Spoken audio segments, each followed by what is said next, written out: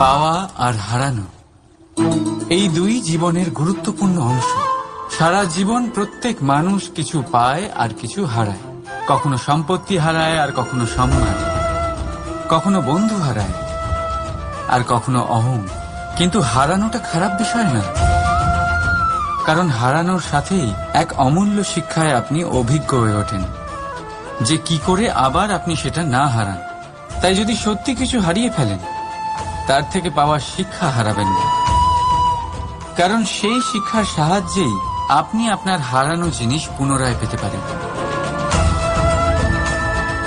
রাধা রাধা। জীবনে কিছু অর্জন করতে গেলে ভাবনা আর কর্ম অত্যন্ত গুরুত্বপূর্ণ। কিন্তু শুধু ভাবনা দিয়ে বা শুধু কর্মের দ্বারা আপনি সাফল্য অর্জন করতে পারেন না। কিছু মানুষ ভাবতেই থাকেন, কর্ম করতে পারেন না, আর সেই জন্য তারা সফল হতে পারেন না। কিছু মানুষ ভাবনা চিন্তা না করেই কর্ম করতে থাকেন, তারাও সাফল্য অর্জন করতে পারেন না। তাহলে মনে রাখবেন, গাছ কাটতে হলে কুঠারের বারংবার প্রহারের সাথে সাথেই সেই কুঠার কোন দিকে মারা হচ্ছে সেই খেয়ালও অবশ্যই রাখতে হবে। ভাবনা আর কর্ম এই দুইয়ের সঠিক সংমিশ্রণ হলে আপনি অবশ্যই সাফল্য পাবেন। রাধা রাধা। সংসারে আপনি এমন অনেকজন পাবেন যারা আপনাকে বলবেন যে আপনার কি করা উচিত, কিন্তু তার থেকেও বেশি গুরুত্বপূর্ণ বিষয় হলো আপনার কি করা উচিত নয়। আজ আমি আপনাকে এমন 3টি বিষয় বলবো যা নিজের জীবনে আপনার করা উচিত নয়। প্রথম কথা, আনন্দে কখনো কথা দিতে নেই। আনন্দ আপনার যুক্তি হরণ করে, আর তারপর আনন্দে দেওয়া এই কথা পরবর্তীকালে গলার ফাঁস হয়ে যায়। দ্বিতীয় কথা, কখনো ক্রুদ্ধ হয়ে উত্তর দেবেন না। ক্রোধ আপনার বিবেককে লুপ্ত করে, ভবিষ্যৎ দৃষ্টিকে অন্ধ করে। কিছু মুহূর্তের জন্য জন্ম নেওয়া এই ক্রোধ আর ক্রোধজাত উত্তর ভবিষ্যতে সারা জীবন এক প্রশ্ন হয়ে দাঁড়ায়। আর তৃতীয়ত, কখনো দুঃখে সিদ্ধান্ত নেবেন না। দুঃখ আপনার ভাবনা চিন্তা করার ক্ষমতা সীমিত করে দেয়, আর দুঃখী মনে নেওয়া সিদ্ধান্ত সব সময় দুঃখই দেয়। সত্যি কথা বলতে কি, বচন, উত্তর আর সিদ্ধান্ত সব সময় জীবনে ভেবেচিন্তে নেওয়া আর দেওয়া উচিত। ভেবেচিন্তে যদি কাজ করেন, এই সংসারে কখনো কোনো সমস্যার সম্মুখীন হতে হবে না। রাধা রাধা। আমরা মানুষেরা কতটা জেদি হই। একবার লক্ষ্যে দৃষ্টি স্থির করে নিলে তা পাওয়ার জন্য মন প্রাণ লাগিয়ে দিই, কিন্তু সেই লক্ষ্যে পৌঁছবার ব্যস্ততায় সেই পথ চলার আনন্দ পেতেই ভুলে যাই। নিজের স্বাস্থ্য নষ্ট করে দিই অর্থ অর্জন করতে গিয়ে, আবার সেই অর্থই নিজের স্বাস্থ্য শুধরবার জন্য ব্যবহার করে ফেলি। বুঝুন, দেখুন, ইচ্ছে খারাপ নয়, কিন্তু ইচ্ছে পূরণ করার চেষ্টায় ওই পথে আনন্দ পেতে ভুলে যাওয়া, এ তো মূর্খতা। যা নেই তা পাওয়ার চেষ্টা আপনি অবশ্যই করুন, কিন্তু যা আছে তার সম্পূর্ণ আনন্দ থেকে বঞ্চিত থাকবেন না। রাধা রাধা। নিজের লক্ষ্যে পৌঁছানোর নিশ্চয়তা। আর দ্বিতীয়, নিজের লক্ষ্যে পৌঁছানোর পথ। সবাই এটাই করেন, কিন্তু সবাই নিজের লক্ষ্যে পৌঁছতে পারেন না। কেন? কারণ লক্ষ্যে যখন পৌঁছানো যায় না, মানুষকে কিছু বদলাতে হয়। কেউ নিজের নিশ্চয় লক্ষ্য বদলে ফেলেন, কেউ নিজের পথ। যারা নানান পথে চেষ্টা করতে থাকেন তারা সফল হয়েই যান, কিন্তু নিজের নিশ্চয় লক্ষ্য যারা বদলান, সাফল্যের স্বাদ তারা কখনোই পান না। তাই নিজের নিশ্চয় লক্ষ্য কখনো বদলাবেন না, কারণ নিশ্চয় লক্ষ্য হারালে পূর্ণিমার রাতেও চন্দ্রগ্রহণ দেখা যায়। নিজের নিশ্চয় লক্ষ্য বজায় রাখুন, আপনি সাফল্য অবশ্যই পাবেন। রাধা রাধা। ভেবে দেখুন,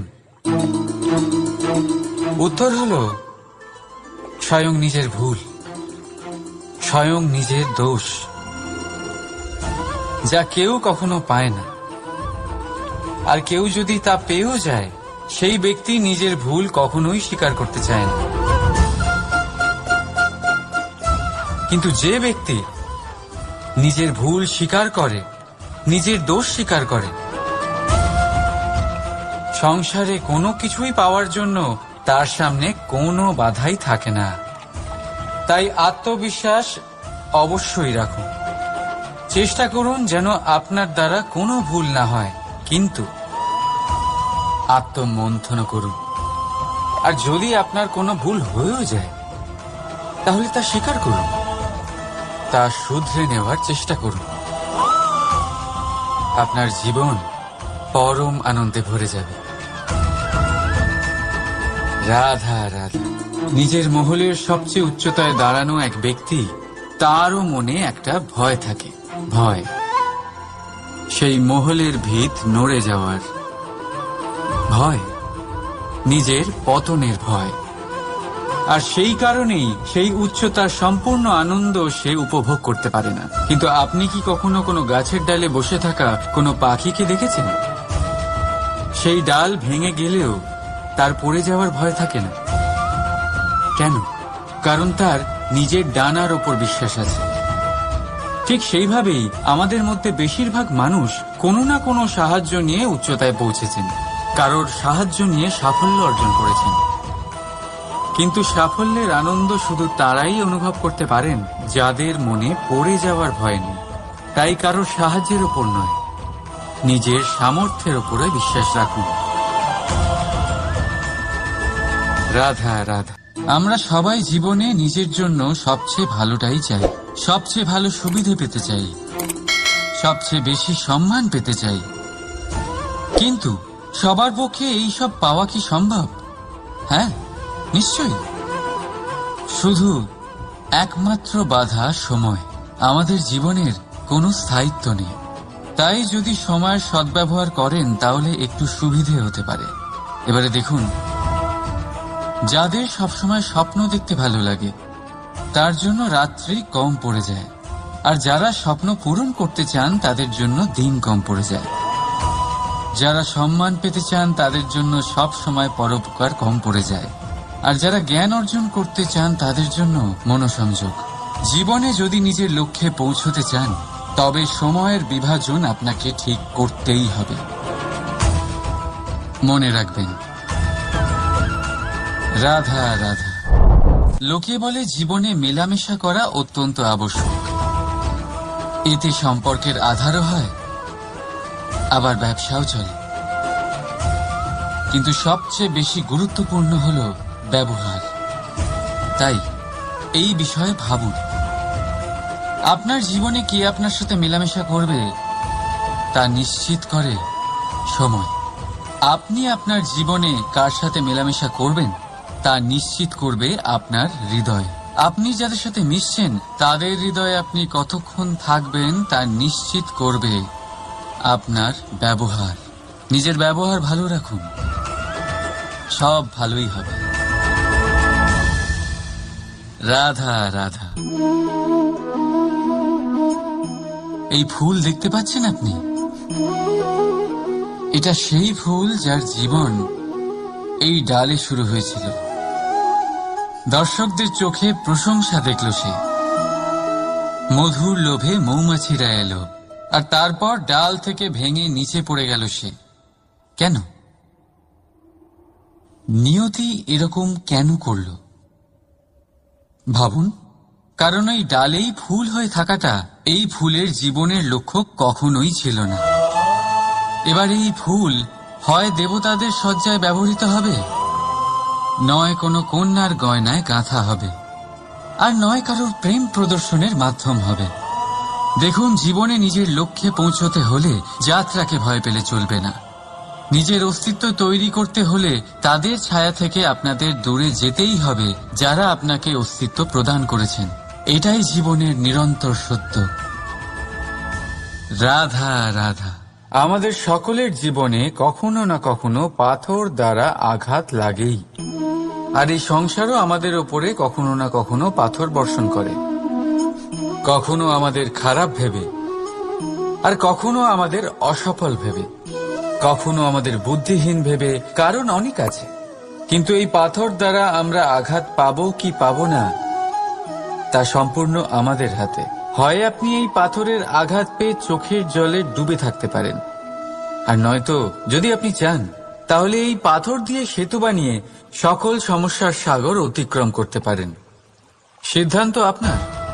এই পাথর এ হলো প্রতীক আমাদের নিন্দার, আমাদের আলোচনার।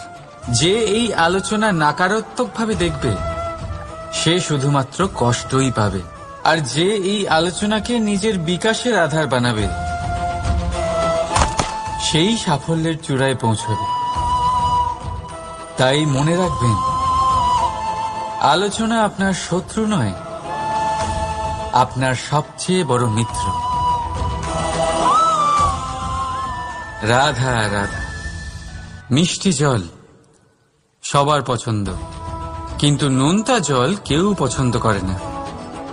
এইবার ভাবার বিষয় হলো মুক্ত, যা সমুদ্রের গহ্বরেই তৈরি হয়।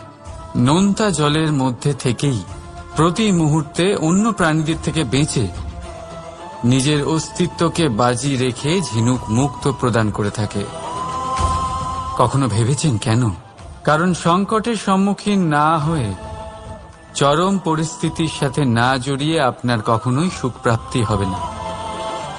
তাই নির্ভীক হয়ে সংকটের সম্মুখীন হন, আর আমার সাথে ভালোবেসে বলুন রাধা রাধা। আমরা সকলেই সময়ের গুরুত্ব বুঝি। সময় আমাদের তৈরি করে, আর সময়ই আমাদের নষ্ট করে দেয়। কখনো ভালো সময় আসে, আর কখনো ভীষণ খারাপ সময় আসে। তবে আশ্চর্যের বিষয় এটাই যে সব জেনেও আমরা সময় নষ্ট করি। মনে রাখবেন, সময় শুধু বয়ে যায়, কখনো ফিরে আসে না। তাই ভালো সময় আসার অপেক্ষায় সময় নষ্ট করবেন না। যাই করবেন আজ, এক্ষুনি, এই মুহূর্তে শুরু করুন। তা সেটা কাউকে আনন্দ দেওয়াই হোক, বা নিজেকে বদলানোর চেষ্টা করা হোক, যাই হোক না কেন, বিলম্ব করবেন না। কারণ সময় শুধুমাত্র তাকেই সঙ্গ দেয় যে সর্বদা সময়কে সম্মান করে। রাধা রাধা। কথায় আছে সবকিছু সীমা থাকে, মুশকিলের, কষ্টের, সংকটের, অন্ধকারের। যার কোনো সীমা নেই তা হলো কেবলমাত্র কঠোর পরিশ্রমের। আপনি নিশ্চয়ই দেখেছেন, রাত্রি যতই অন্ধকারময় হোক, তারারা পরিশ্রম করে তার সাথে লড়তে থাকে, আর অবশেষে সকাল হয়েই যায়। ঝড়ে পাখিদের বাসা ছিন্ন বিচ্ছিন্ন হয়ে যায়, কিন্তু পাখিরা নিজের পরিশ্রম দ্বারা তা আবার বানিয়ে নেয়। কারণ যা সীমিত তাকে অসীমের কাছে হারতে হয়, আর পরিশ্রম অসীম। রাধা রাধা। প্রবাহিত নদী কত সুন্দর হয়, বলিষ্ঠ হয়। যেদিক দিয়ে বয়ে যায় সেখানে এক নতুন জীবন প্রদান করে, ধরণীকে উর্বর করে, আকাল দূরে রাখে। আর হয়তো এই জন্যই নদীকে মায়ের মতো পুজো করা হয়। কিন্তু আপনি কি কখনো ভেবে দেখেছেন যে নদীর জন্ম কি করে হয়? এ কি শুরু থেকেই এমন বিশাল আর খরস্রোতা হয়? না, বৃষ্টির ছোট ছোট ফোঁটা একসাথে সম্মিলিত হয়ে এক সূক্ষ্ম ধারা তৈরি করে, আর সেই ধারাগুলি পর্বতের বরফ কেটে তাদেরকে গলিয়ে জলপ্রপাত হয়ে ঝরে পড়ে পাথরের সাথে ধাক্কা খেয়ে তারপরেই সে নদী হয়ে ওঠে। ঠিক সেইভাবেই এত সহজে কেউ মহান হয়ে ওঠে না। ছোট ছোট চেষ্টা মিলে এক বিশাল ব্যক্তিত্ব তৈরি করে। তাই জীবনে সর্বদাই চেষ্টা করতে থাকুন। অস্তিত্ব নিজে থেকেই প্রকাশ পাবে। রাধা রাধা। কখনো কখনো আমরা নিজের মা বাবার ওপর কতটা রেগে যাই, মনে করি ওনাদের মন আমাদের দিকেই নেই। আমরা ভাবি ওনাদের কাছে আমাদের কোনো অস্তিত্বই নেই, আর তাই আমরা রেগে যাই।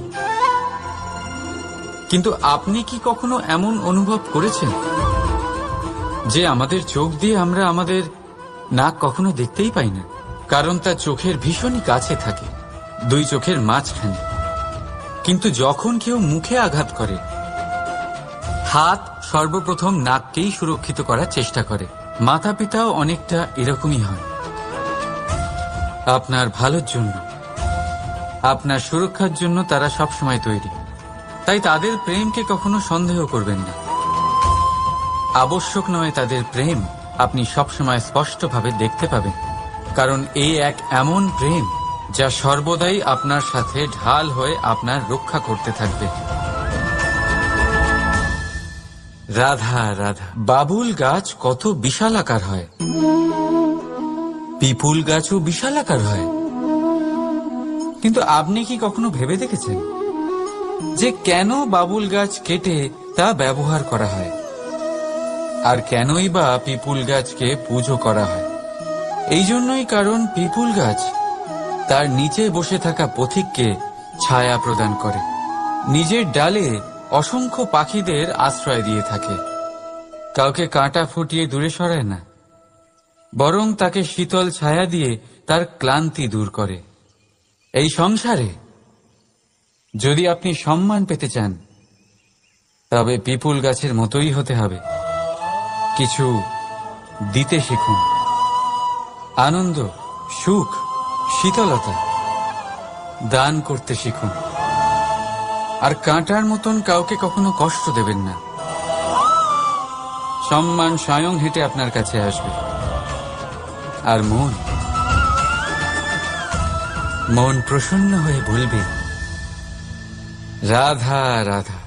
আমরা সকলেই মনে করি যে আমাদের জীবনে কখনো কখনো কোনো না কোনো স্থানে প্রেম হয়েই থাকে। সেটা মাতা পিতার আর সন্তানের প্রেম হোক, জ্ঞানীর জ্ঞানের সাথে হোক, কোন শিল্পীর নিজের শিল্পের সাথে হোক, ইত্যাদি ইত্যাদি। কিন্তু বাস্তবে এটা কি সত্যি প্রেম? মোহ তো হতে পারে। এবার আপনারা জিজ্ঞেস করবেন, প্রেম আর মোহর মধ্যে পার্থক্য কি? পার্থক্য হলো বন্ধনের। যা আপনাকে বাঁধে তা হলো মোহ, প্রেম নয়। প্রেম সেটাই যা আপনাকে মুক্ত করে উন্নয়নের দিকে পাঠায়। চলুন আপনাকে একটা উদাহরণ দিই। কিছু মাতা পিতা নিজের সন্তানকে কোনো অন্য নগরীতে পড়তে পাঠাতে পারেন না, নিজের সন্তানকে তার বন্ধুদের সাথে খেলতে দিতে পারেন না। চিন্তা করেন যে তাদের সন্তানের যাতে কষ্ট না হয়, আর তাই জন্য তাদের বেঁধে রাখেন। এটা প্রেম নয়, এটা মোহ। কারণ যদি এটা প্রেম হতো, তাহলে ওনারা চাইতেন যে সন্তান মাতা পিতার আশ্রয় থেকে বেরিয়ে এই সংসারকে দেখুক, তাকে বুঝুক, আর তার থেকে জ্ঞান অর্জন করুক, নিজের অভিজ্ঞতার থেকে শিক্ষা নিয়ে নিজের একটা ব্যক্তিত্ব বানাক। মনে রাখবেন, মোহ থেকে ভয় জন্ম নেয়, আর প্রেম থেকে শুধুই আনন্দ। সেই কারণে বাঁধবেন না, মুক্ত করুন, কারণ এটাই প্রেম। রাধা রাধা।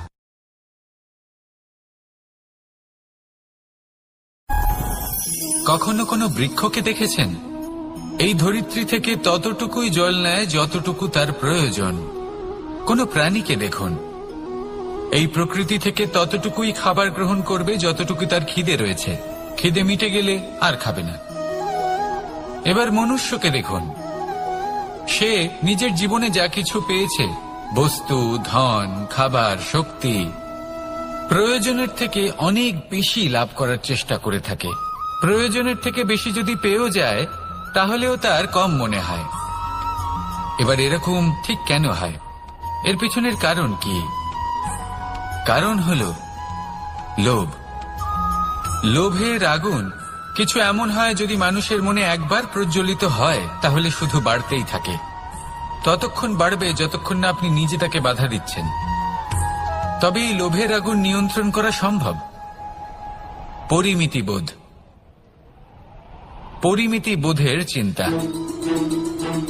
আপনাকে শুধু নিজেকে একটা সরল প্রশ্ন করতে হবে। যখনই মনের মধ্যে কোনো বস্তুর প্রতি, শক্তির প্রতি, ধনের প্রতি, ভোজনের প্রতি লোভ বেড়ে যায়, নিজেকে প্রশ্ন করুন, এটা কি আমার কাছে ততটাই প্রয়োজনীয় যতটা একটা বৃক্ষের কাছে জল, যতটা একটা প্রাণীর কাছে ভোজন? এটা কি ততটাই প্রয়োজনীয়?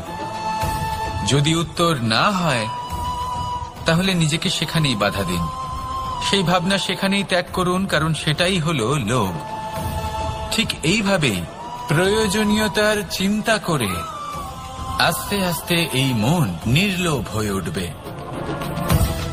আর এই মন প্রসন্ন হয়ে বলবে, রাধা রাধা।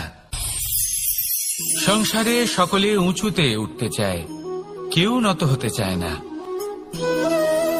সবাই এটা মনে করে যে নত হওয়ার অর্থ হলো তাদের আত্মসম্মান এবং অহংবোধের বিরুদ্ধাচরণ করা।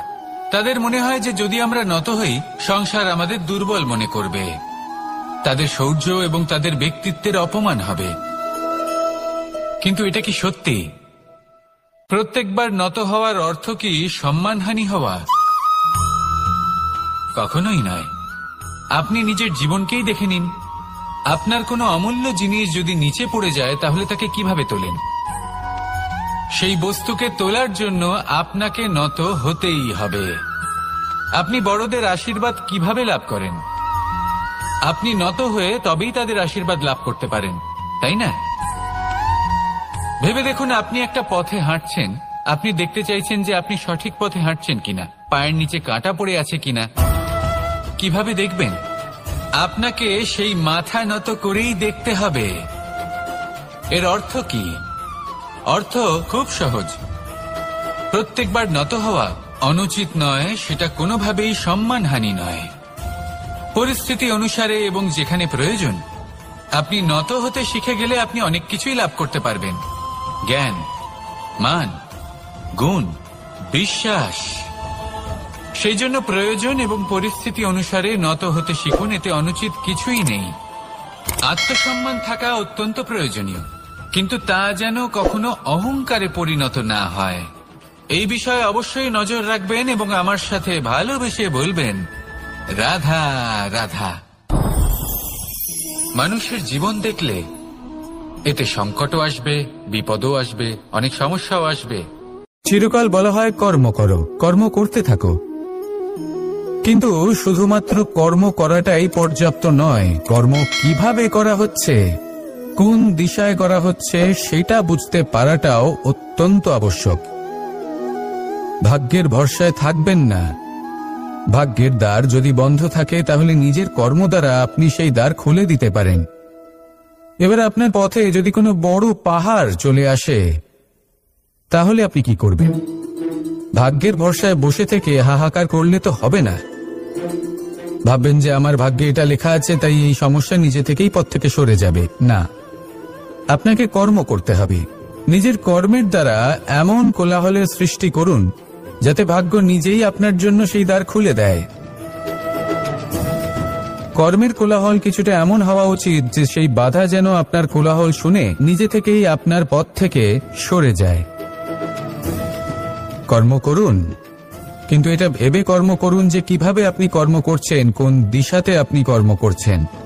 দিশাহীনভাবে আপনি যতই কর্ম করুন না কেন কোনো লাভ হবে না, কখনো সৌভাগ্য লাভ করতে পারবেন না। কর্ম করুন, বুঝে শুনে করুন, আর আমার সাথে ভালোবেসে বলুন, রাধা রাধা। আমরা সবাই জীবন সুখ আর শান্তিপূর্বক অতিবাহিত করতে চাই। আমরা সবাই এটাই চাই যে আমরা সবাই স্বাধীন থাকব, আর এই স্বাধীনভাবেই আমরা জীবনে অগ্রসর হব।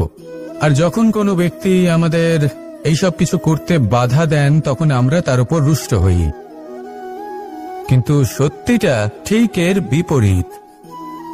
কখনো কখনো এই ব্যক্তি অজান্তেই আমাদের এটা ভাবতে বাধ্য করে দেয় যে আমরা যেটা করছি সেটা কোথাও অনুচিত নয়। তো জীবনে অগ্রসর হতে হতে, সুখ খুঁজতে খুঁজতে, স্বাধীনতা খুঁজতে খুঁজতে আমরা অনুচিত কিছু করছি না তো? এটা বোঝা অত্যন্ত প্রয়োজনীয়। আর এটাই আমরা বুঝবো একটা উদাহরণ দ্বারা। কখনো কোনো উপবনে যাবেন আর গিয়ে ওখানকার মালিকে দেখবেন কি করে। কিছু সময় অন্তর ও ঘাস আর আগাছা কেটে পরিষ্কার করে। আর এরকমটা কেন করে? সে নিজেই তা রোপণ করে, নিজেই পরিশ্রম করে, আর তারপর নিজের পরিশ্রমকে কেটে ফেলার কি অর্থ হতে পারে? এরকমটা সে কেন করে? এরকম সে করে যাতে ঘাস এবং চারা সবাইকে নিয়ন্ত্রণে রাখতে পারে, আর সেই উপবনকে সে সুন্দর এবং মনোগ্রাহী করে রাখতে পারে। এটাই হলো ওর উদ্দেশ্য। এবার ভাবুন যে সেই ব্যক্তি আপনার জীবনে সেই কাজটাই করছে। আপনার জীবনে সে মালি হয়ে আসে আর কোনো শুল্ক ছাড়াই আপনাকে সে আরো উত্তম ব্যক্তি করে তুলছে। তাই মনে মনে ওনার প্রতি কৃতজ্ঞ থাকুন আর আমার সাথে ভালোবেসে বলুন, রাধা রাধা। আমাদের জীবন হলো একটি যাত্রাপথ, একটি প্রতিযোগিতা।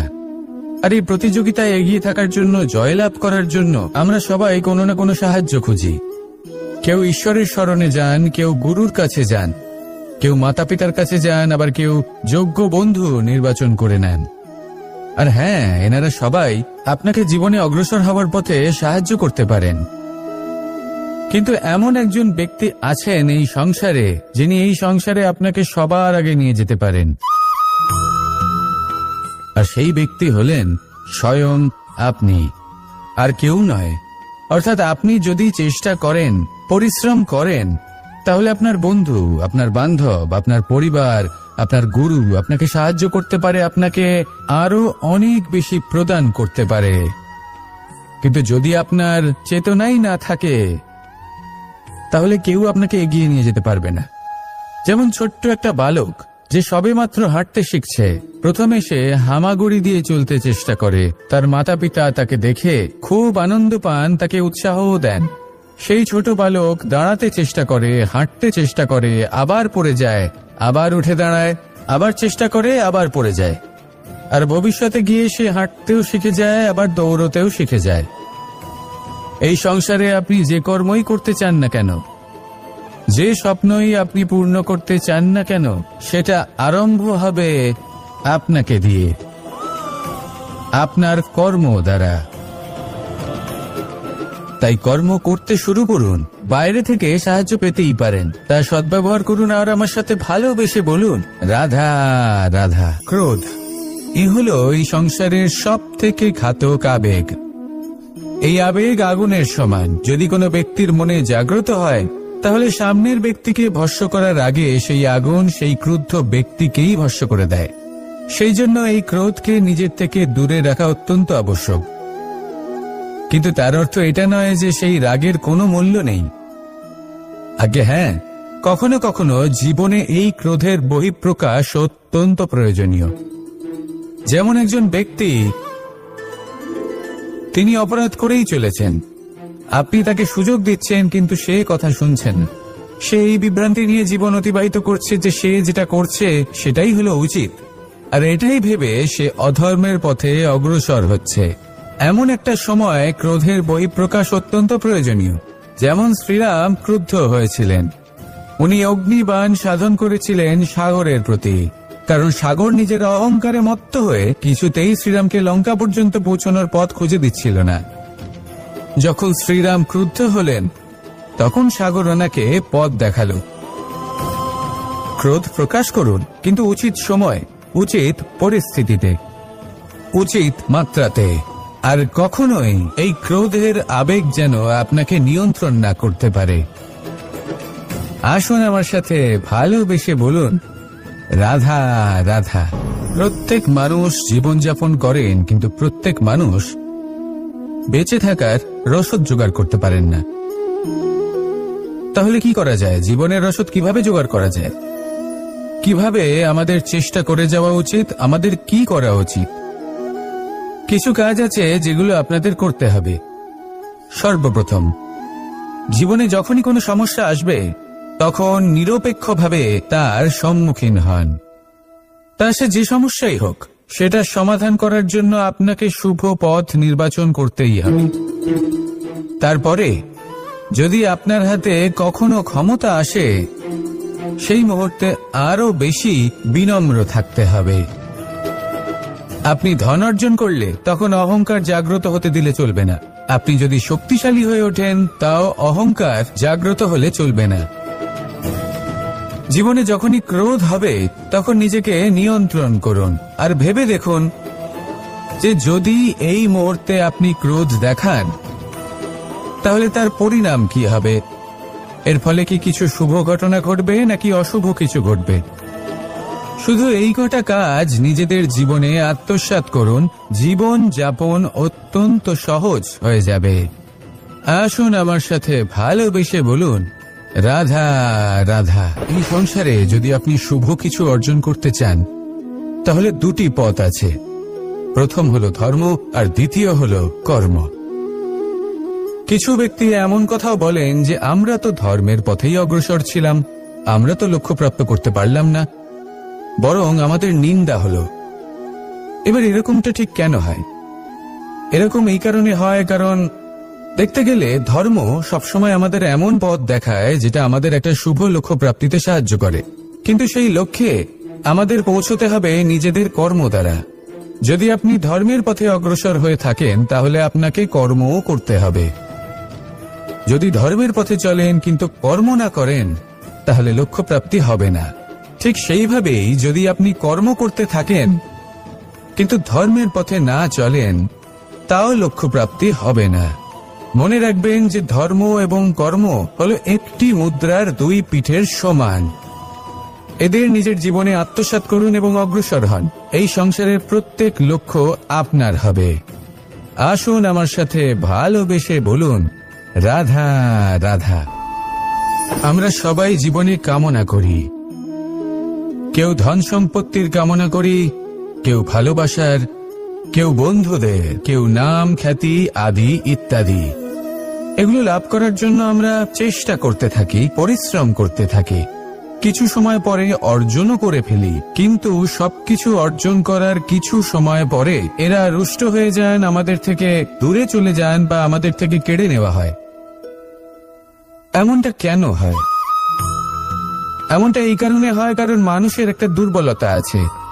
কোনো কিছুই অর্জন করার পরে আস্তে আস্তে সে তার মূল্য, তার গুরুত্ব ভুলে যায়, তার জন্য চেষ্টা করা ছেড়ে দেয়। আর এটাই হলো সব থেকে বড় সমস্যা। ঠিক যেমন কোনো ব্যক্তি যিনি ধন অর্জন করতে চান তার জন্য কঠিন পরিশ্রম করেন, হয়তো ধন অর্জন করেও ফেলেন, তারপর আস্তে আস্তে ওই ধনের মূল্য ভুলে যান, উচিতভাবে তা প্রয়োগ করেন না, আস্তে আস্তে তার ধন তার সঙ্গ ত্যাগ করে দেয়, সমস্ত পরিশ্রম ব্যর্থ হয়ে যায়।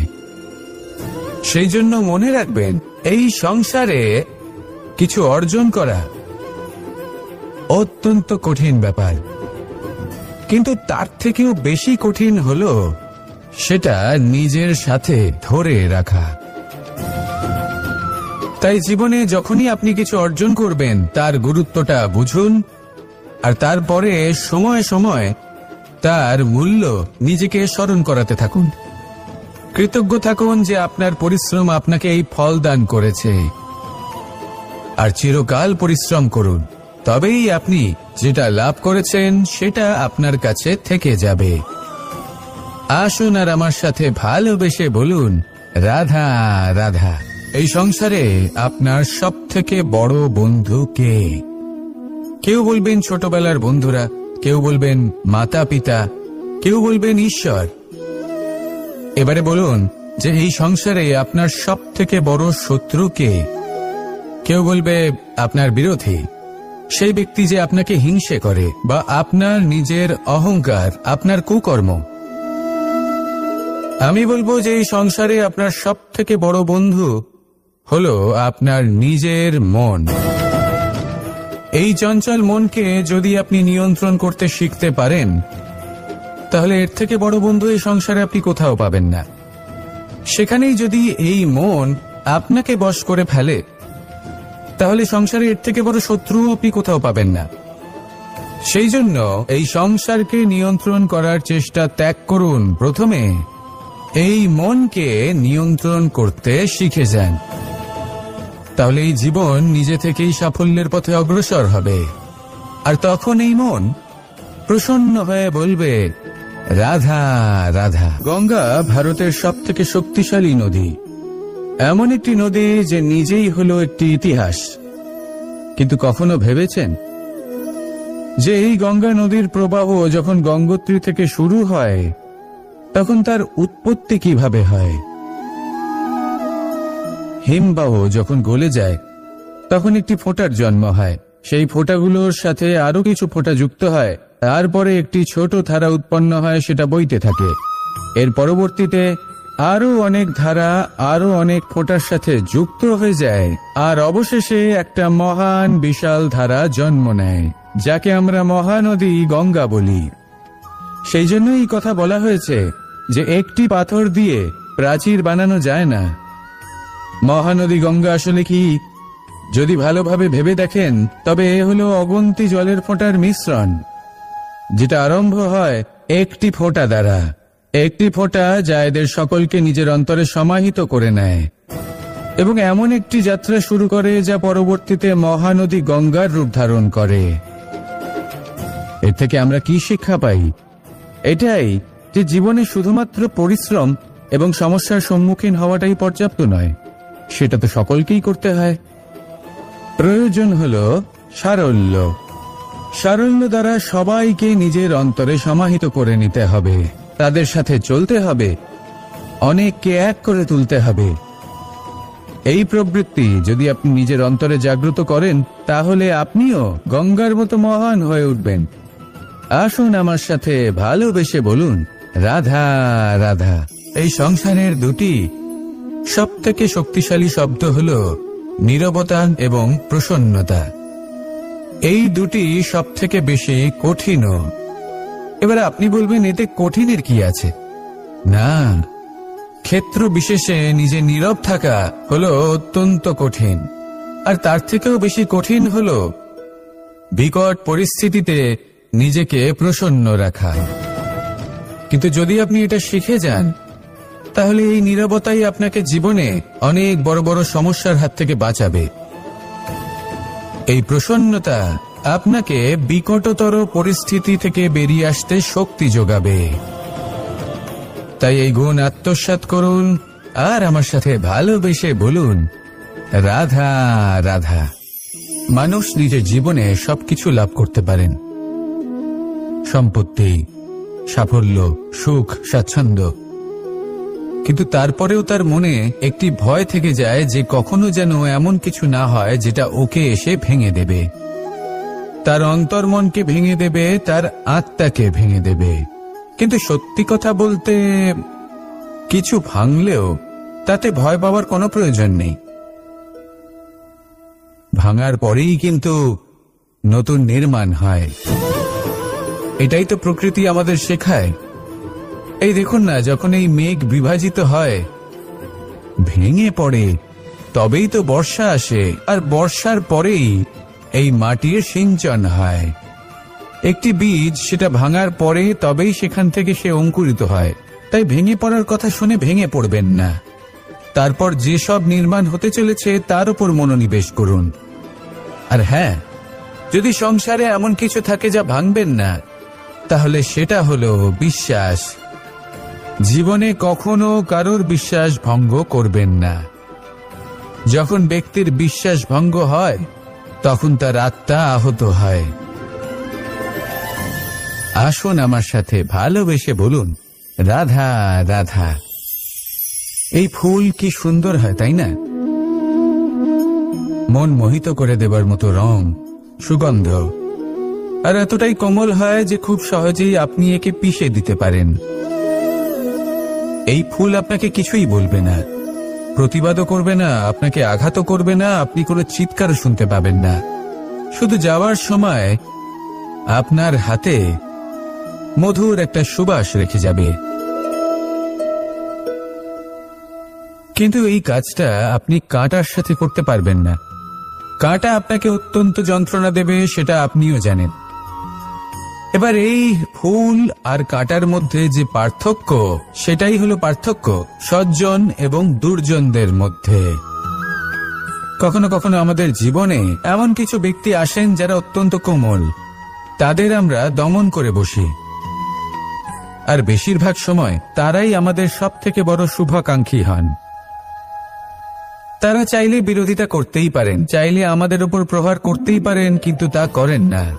আর এই কথাটা আমরা তখন বুঝতে পারি যখন বাস্তবে আমাদের সামনে কোনো শত্রু, কোনো দুর্জন ব্যক্তি, কোনো কাঁটা বাধা হয়ে দাঁড়ায়। তাই জীবনে কোনো ব্যক্তি যদি নীরব থাকে, কোমল হয়, তাকে দমন করবেন না।